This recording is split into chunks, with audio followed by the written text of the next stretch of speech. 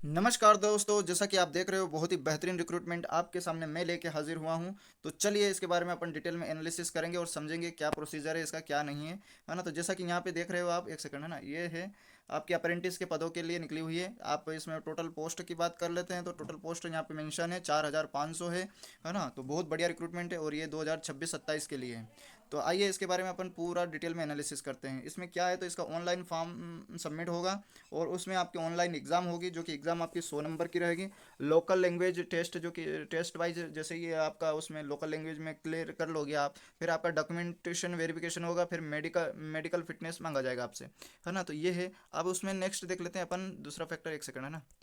यहाँ पे eligibility criteria क्या है, तो इसमें एलिजिबिलिटी क्राइटेरिया की बात करें तो ग्रेजुएशन इन एनी स्ट्रीम से, आपको इसमें कोई भी स्ट्रीम हो आपकी, आप इसके लिए आवेदन कर सकते हो। एज की बात कर लेते हैं इसमें, तो एज आपकी रहेगी 20 से 28 साल रहेगी।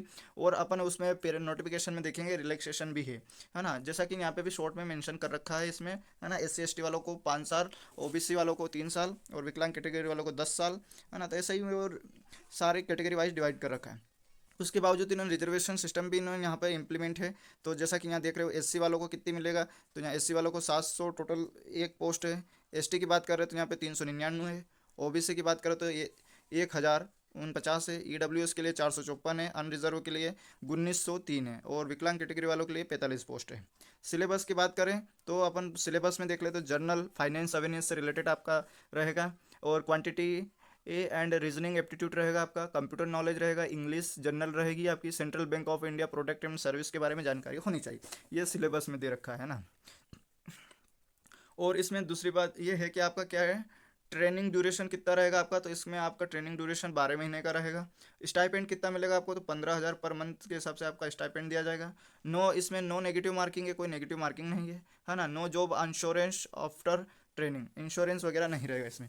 तो चलिए, ये तो अपन ने इन शॉर्ट में समझा है, अपन इसका फुल डिटेल में समझने की कोशिश करते हैं, ताकि नोटिफिकेशन आपको वो अथॉरिटी के तौर पर, यानी कि सॉलिड एविडेंस के तौर पर आपके लिए बढ़िया रहेगा। तो अपन ये इस नोटिफिकेशन पे मूव करते हैं, एक second please wait so that upload. ये है इसका ऑफिशियल नोटिफिकेशन। तो यहाँ पे जैसा कि मेंशन कर रखा है इन्होंने, तारीख की बात कर लो तो यहाँ डेट दे रखा है इन्होंने, है ना। कब दे रखा है, तो इसका स्टार्ट होने वाला है जो कि 12/6 से स्टार्ट हो चुका है। इसकी लास्ट डेट की बात कर लेते हैं, क्लोजिंग डेट ऑनलाइन रजिस्ट्रेशन की, तो 22/6/2026, है ना। फीस पेमेंट की बात करो तो यहाँ पे सेम वही डेट है। और इसकी examination, online examination tentative 1 week of July, जुलाई के 1 वीक में हो जाएगी, है ना। आप इसमें टोटल पोस्ट भी यहाँ पे मेंशन कर रखी है 4500, है ना, जो कि किसी इंगेजमेंट ऑफ अप्रेंटिस के अंडर में रहेगी, है ना। तो बढ़िया है ना। और आपका इसमें नेक्स्ट देख लेते हैं, मेन मेन पॉइंट ही अपन इसमें देखेंगे ताकि आपका भी टाइम इसमें वेस्ट ना हो। तो जैसा कि यहाँ मेंशन कर रहे हैं, मेडिकल फिटनेस वेरिफिकेशन डॉक्यूमेंट, ये आपका जो सिलेक्शन के लिए ज़रूरी है वो चाहिए वेरिफिकेशन डॉक्यूमेंट्स में, है ना। तो आपका कास्ट सर्टिफिकेट भी होना चाहिए उसमें, और आपका मेडिकल फिटनेस होना चाहिए, है ना। वेरिफिकेशन डॉक्यूमेंट के तौर पे ये मांगा गया है इसमें। और उन्होंने तो बहुत डिटेल में दे रखा है।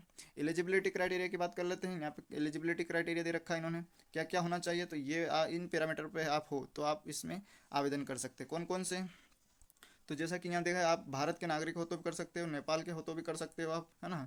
उसके बावजूद यहाँ पे है आपका भूटान वाले भी कर सकते हैं। तिब्बत से जो आए लोग हैं इंडिया में माइग्रेट होके 1 जनवरी 1962, वो वाले भी कर सकते। और बाकी जैसे कि यहाँ पे मेंशन है सारे देश, कंट्री केन्या, सॉरी यार एक सेकंड, है ना। ये यहाँ पे दे रखा, Kenya, Uganda, united public Tanzania, Zambia, मालवाद्वीप, है ना, इथोपिया, वियतनाम, ये लोग भी अगर इसमें चाहे तो आवेदन कर सकते हैं, है ना। एज क्वालिफिकेशन की बात कर लेते हैं इसमें, तो यहाँ पे दे रखा है एज के बारे में। आपका टोटल टाइम ड्यूरेशन रहेगा कितना, 12 महीने का रहेगा। इसमें क्वालिफिकेशन की बात कर रखे हैं, तो क्वालिफिकेशन आपका किसी भी विषय से ग्रेजुएशन होना चाहिए। अगर आपका यहाँ से ग्रेजुएशन है तो आप इसमें आवेदन कर सकते हो, ये है ना। पर वो यूनिवर्सिटी गवर्नमेंट थ्रू मान्यता प्राप्त होनी चाहिए। एज की बात करें अपन तो एज आपकी 20 से 28 वर्ष होनी चाहिए, है ना। और अकॉर्डिंग टू कैटेगरी इसमें रिलैक्सेशन मिल जाएगा। और यहाँ दूसरी बात, रजिस्ट्रेशन कहाँ होगा, तो NATS का जो पोर्टल है, नेशनल अप्रेंटिस टेस्ट सर्विस का जो पोर्टल रहता है, वहाँ से आप आवेदन कर सकते हो, है ना। इसमें नेक्स्ट एज रिलैक्सेशन की बात करें, जो कि अपर एज हो जाते हैं जो कैंडिडेट, उनके बारे में देख लेते हैं। तो उनका भी यहाँ पे मेंशन कर रखा है ना, कैटेगरी वाइज 4 कैटेगरी में इन्होंने डिवाइड कर रखा है। अगर आप SC ST कास्ट से 5 वर्ष में मिल जाएगा, OBC वालों को 3 वर्ष, विकलांग कैटेगरी वालों को 10, 13, 15 के हिसाब से इन्होंने डिवाइड कर रखा है। अगर आप महिला हो, अगर डाइवोर्स हो चुका है ना, सेपरेट रह रहे हो, तो भी आप इसमें 35 साल तक इसमें आवेदन कर सकते हो। नेक्स्ट अगला इसमें और देख लेते हैं, बेंच मार्क डिसेबिलिटी, विकलांग कैटेगरी वालों के जो कि रहते हैं, तो उन अगर इन क्राइटेरिया में, सॉरी ना, इन क्राइटेरिया में अगर आ रहे हो आप, है ना, जैसे विजुअल इंप्रेशन वीआई जिन्हें बोलते हैं, है ना, लो विजन, तो ये अगर इन क्राइटेरिया में आप विकलांग हो तो भी आप इसमें आवेदन कर सकते हो। नेक्स्ट अगला देख लेते हैं, इकोनॉमिकल वीकली जिन्हें ईडब्ल्यूएस बोलते हैं, उनका जो रिजर्वेशन सिस्टम है उनके बारे में डिटेल में एक्सप्लेन करा इन्होंने। सिलेक्शन प्रोसेस ये वेरी इंपॉर्टेंट है आपका, क्या रहेगा सिलेक्शन प्रोसेस। सिलेक्शन प्रोसेस की बात कर लेते हैं इसमें, तो अप्रेंटिस बैंक जो कि after paying required online fees shall have the, है ना, undergo the selection process online test be conduct by, किसके द्वारा कंडक्ट होगी, एसएससी के द्वारा, BFSI SSC and test of local language of the state के अनुसार लोकल लैंग्वेज में टेस्ट होगा। क्या रहेगा इसका, तो ये यहाँ पे इन्होंने मेंशन कर रखा है डिटेल में, है ना, जैसा कि यहाँ पे दे रखा है इन्होंने फर्स्ट में कि general language, general and finance awareness से रिलेटेड, जिन्हें अपन करंट अवेयरनेस बोलते हैं या जीके बोलते हैं। तो इसमें क्या रहेगा आपका, तो इसमें रहेगा आपका टोटल, है ना, 20 क्वेश्चन रहेंगे और 20 मार्क्स का रहेगा। ये दोनों, है ना, हिंदी इंग्लिश में रहेगा, बाईलिंगुअल रहेगा। आप चाहो तो इसमें हिंदी में भी अटेंड कर सकते हो, इंग्लिश में भी कर सकते हो। टोटल टाइम ड्यूरेशन की बात करो तो 60 मिनट ही रहेगा आपका, 1 घंटे में आपने निपटाना है इसको। उसके बाद 100 क्वेश्चन रहेंगे, सॉरी, है ना, 100 क्वेश्चन रहेंगे आपके, 100 मार्क्स रहेंगे, 100 क्वेश्चन 100 मार्क्स का, ये है आपका। और इसमें क्या है कि सेकंड वाले की देख लेते हैं, सेकंड में क्या है, quantity aptitude and reasoning aptitude, तो ये भी आपका क्या रहेगा, 20 नंबर क्वेश्चन रहेंगे, 20 नंबर रहेंगे। फिर है आपका यहाँ पे कंप्यूटर नॉलेज की बात करें तो ये भी 20 क्वेश्चन, 20 नंबर। जनरल इंग्लिश रहेगी, इसमें 20 क्वेश्चन, 20 मार्क्स, टोटल तो 60 मिनट का टाइम ड्यूरेशन। पर ये आपका क्या, एकमात्र ये इंग्लिश में ही होगा कंडक्ट। सेंट्रल बैंक ऑफ, है ना, इंडिया प्रोडक्ट एंड सर्विस, ये भी आपका केवल इंग्लिश में ही कंडक्ट होगा, ये ध्यान रखना। और बाकी जो रहेगा आपका 3 सब्जेक्ट वो बाईलिंगुअल रहेगा, परंतु central bank of India product service and general English ये केवल इंग्लिश में ही कंडक्ट होगा। तो ये वेरी इंपॉर्टेंट है फॉर एवरीवन, याद रखना, है ना। तो अगर ये कर लोगे तो आप इसमें सिलेक्ट हो जाओगे। नेक्स्ट आवेदन कैसे करें, तो आप आवेदन करने के लिए ये ऑफिशियल वेबसाइट पे जाकर आवेदन कर देना, है ना, सेंट्रल बैंक ऑफ इंडिया की रिक्रूटमेंट, या फिर NTS के द्वारा भी, वहाँ से भी हो जाएगा आपका। इसमें टेस्ट की जो लैंग्वेज है वो लोकल लैंग्वेज एक होनी चाहिए, जिस लोकल एरिया से आप जहाँ आवेदन कर रहे हैं वहाँ का आपका नॉलेज होना चाहिए, ध्यान रखना है। पर्टिकुलर जो भी लैंग्वेज रहे वहाँ की लोकल, जैसे कि मान लो मध्य प्रदेश में ज़्यादातर हिंदी बोलते हैं, है ना, तो वो उसके बावजूद भी आपके पास 10th-12th की मार्कशीट में भी हिंदी मेंशन होनी चाहिए।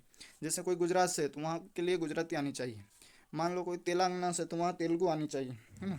तो इस हिसाब से लोकल लैंग्वेज वहाँ पे आनी चाहिए।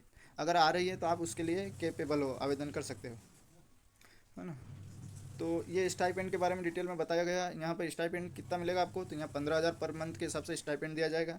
हॉलीडे वगैरह जो रहेगी, ट्रेनिंग लीव, आवर टाइम, है ना, लीव हॉलीडे, तो इनके बारे में डिटेल में मेंशन कर रखा है आपका, है ना। No apprentice shall be the required or allowed to work overtime, यहाँ पे आवर टाइम नहीं मिलेगा आपको, ध्यान रखना, है ना। और सर्टिफिकेट जो आफ्टर असेसमेंट, और सर्टिफिकेट मिल जाएगा आपका जो कंप्लीट कर लोगे इसमें, तो, है ना। ऑन जॉब ट्रेनिंग रहेगी आपकी, जैसा कि आप देख ही रहे हो, ट्रेनिंग अप्रेंटिस, इसमें अप्रेंटिस में यही होता है। और यहाँ पे ये मेंशन कर रखा है आपका जो एप्लीकेशन फ़ीस कैसे क्या रहेगा किस कैटेगरी वालों के लिए, तो ये यहाँ पे इन्होंने डिटेल में दे रखा है। अगर आप जनरल कैटेगरी से आ रहे हो तो आपको कितना फेस करना पड़ेगा, एप्लीकेशन फ़ीस रहेगी 600 रुपये, है ना। इंटरमेडिएशन फ़ीस रहेगी 200 रुपये, टोटल फीस 800 रुपये रहेगा, प्लस GST रहेगा, यानी टोटल मिला के आपको देना पड़ेगा 999।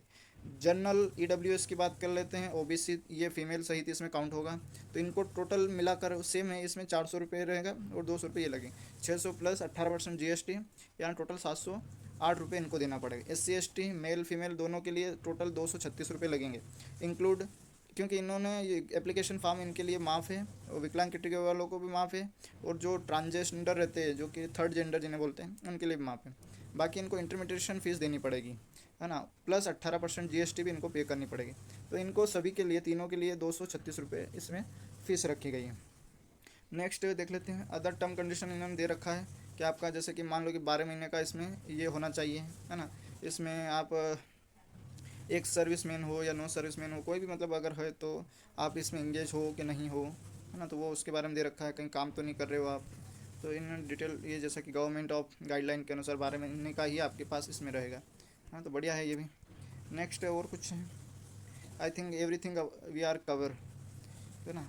Action against guidelines found guilty of misguide, अगर आप कुछ इसमें कुछ मिसकंडक्ट करते हो, मिसबिहेवियर वगैरह, तो आपके अगेंस्ट यहाँ पे इन्होंने मेंशन कर रखा कि ये कार्रवाई की जाएगी, तो मत करना ताकि आपको कुछ हो ना। इसमें आपको टर्मिनेट भी किया जा सकता है, पेनल्टी भी लगाई जा सकती है ना, बहुत सारे इसमें मेंशन है। तो हो सके तो अवॉइड करना। डिसक्वालीफाई यहाँ पे लिखा हुआ भी है ना, डिसक्वालीफाई भी कर सकते हैं, डिबॉल्ट कर सकते हैं, टर्मिनेशन कर सकते हैं, है ना। तो वो अच्छे से ध्यान रखना जब आप सिलेक्शन हो जाओ, उससे पहले तो चिंता मत करना सिलेक्ट तो हो जाओ पहले आप, है ना। ये यहाँ हर स्टेट वाइज इन्होंने मेंशन कर रखा है कि किस राज्य में कितनी सीट है ना। ये जैसा कि यहाँ फॉर एग्जाम्पल आंध्र प्रदेश के लिए 28 है टोटल, है ना। और इसमें भी कैटेगरी वाइज डिवाइड कर रखा है इन्होंने। जैसे कि आसम है, आसम में भी यहाँ मेंशन कर रखा है 118 टोटल। उसके नीचे बिहार है 433 है। तो हर राज्य के लिए इन्होंने सेपरेट सेपरेट डिवाइड कर रखा है। यहाँ पे देख लेना, टोटल आपकी 4500 टोटल पोस्टों को इन्होंने हर राज्य वाइज स्टेट वाइज भी इन्होंने मतलब डिवाइड कर रखा है। तो ये भी बढ़िया है, अपने अपने स्टेज वाइज आप चेक कर लेना। ये ट्रेनिंग सीट के बारे में भी बताया कि किस किस कहाँ, अगर किस, जैसे कि आंध्र प्रदेश से हो तो ये इन डिस्ट्रिक्ट में आपकी मतलब ट्रेनिंग होगी, है ना। अरुणाचल प्रदेश से हो तो ये यहाँ होगी आपकी। आसम से बिलोंग करते हो तो ये यहाँ हो जाएगी, है ना। जैसा कि हर स्टेट के हिसाब से इन्होंने मतलब मेंशन कर दिया है कि कहाँ कहाँ ट्रेनिंग होगी आपकी और कहाँ किस डिस्ट्रिक्ट में होने की संभावना है। वो सारी चीज़ इसमें मेंशन है ना। तो ये डिपेंड करता है आपके ऊपर। ये आप फॉर्म फिल कर रहे हो तो उसमें राज्यवार लैंग्वेजों के बारे में भी दे रखा है, सॉरी एक सेकंड, है ना। एक सेकंड, ये यहाँ पे मेंशन है किस राज्य से हो, किस राज्य के लिए कौन सी भाषा। जैसे कि आंध्र प्रदेश, आंध्र प्रदेश में सारे लोग इंग्लिश में समझ सकते हैं, है ना। अरुणाचल प्रदेश में भी इंग्लिश है। आसम में बघोली, बोडो, है ना। और बिहार में उर्दू, हिंदी दोनों है ना। ये फर्स्ट लैंग्वेज है यहाँ पे और ये सेकंड लैंग्वेज है, ध्यान रखना, फर्स्ट और सेकंड दोनों आनी चाहिए आपको, है ना। तो जैसे छत्तीसगढ़ में भी हिंदी है। और कोनकरी का किस में, तो गोवा में कोनकरी, गुजरात में हिंदी बोली जाती है, हरियाणा में हिंदी बोली जाती है, गुजरात में गुजराती और हिंदी दोनों है ना, देखने। तो ये ध्यान रखना। हिमाचल प्रदेश में हिंदी और संस्कृत बोली जाती है। झारखंड की बात कर लेते हैं अपन, झारखंड हिंदी, है ना। कर्नाटक, है ना। तो ये हर राज्य के हिसाब से इन्होंने फर्स्ट एंड सेकंड भाषा दे रखी है। तो आप इस हिसाब से भी आप इसमें देख सकते हो, तो बहुत बढ़िया रहेगा अकॉर्डिंग टू मी, है ना। अगेन इज़ योर चॉइस, है ना, because ultimately you are joining, I am not joining, so you can see according your perspective. ठीक है, मिलेंगे नेक्स्ट वीडियो में, तब तक के लिए जय हिंद।